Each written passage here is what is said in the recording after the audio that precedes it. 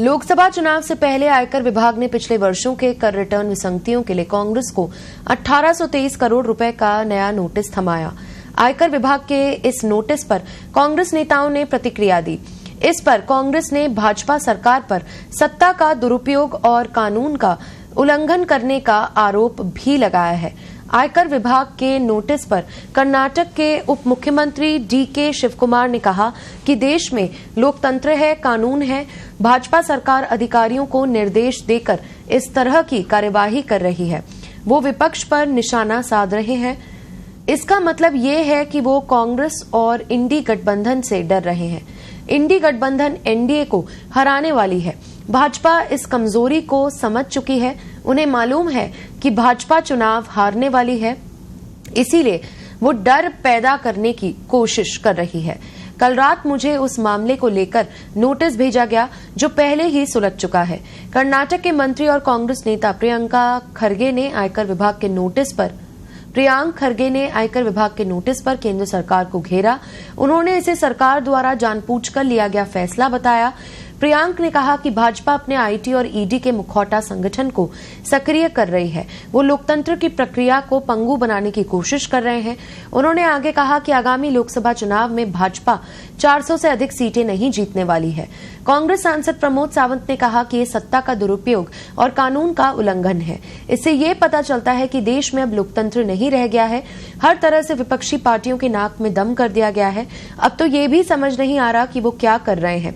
उन्होंने आगे कहा कि आयकर विभाग के जरिए भाजपा सरकार कांग्रेस को पंगु बनाने की कोशिश कर रही है। There is law. This type of harassment, what government is directing the officials. See, sun will set and sun will rise. Nothing is permanent. But where can a political party, including the communists, why they are targeting the opposition? That means it shows that they are afraid of the Congress party, they are afraid of India alliance, and India alliance is going to defeat the NDA. This is the weakness what the BJP has understood, that they will lose the election. So they are trying to create all type of fear, including me also. Yesterday night I got a notice from the income tax, which has already been settled matter. Even you got a notice? Yes, including also myself. I was shocked of my personal assets and all. They are creating a lot of this one. CBI officers are going to all the places. Even when there is a matter in the court also, they are going. And there are so many cases. I don't want to mention of the sitting union ministers, even from Karnataka. But last 4 years, 5 years, no action has been taken. Nothing has been there. No witnesses has been called. No charge sheets have been filed. Only for Congress people, they are just trying to do.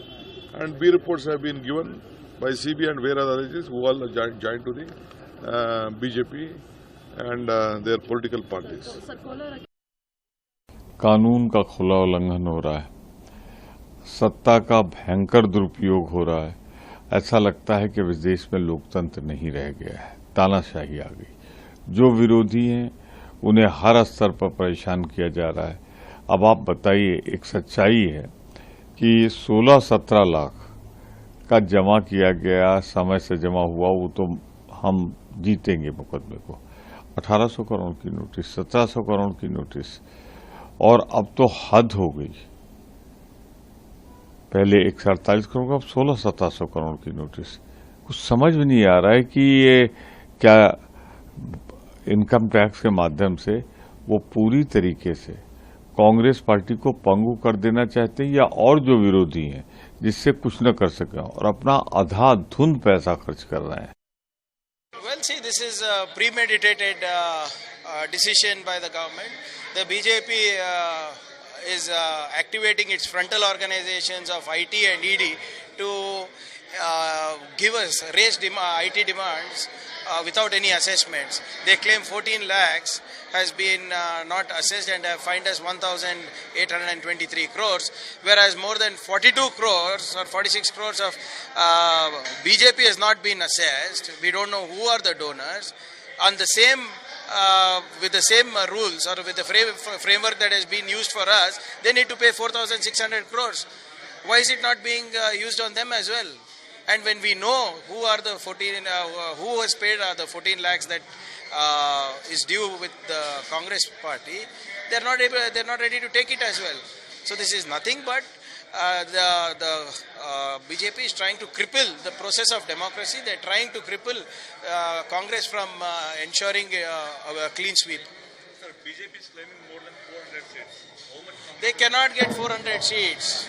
They will not get. They are on shaky wicket. Their internal survey says they will not even reach 150.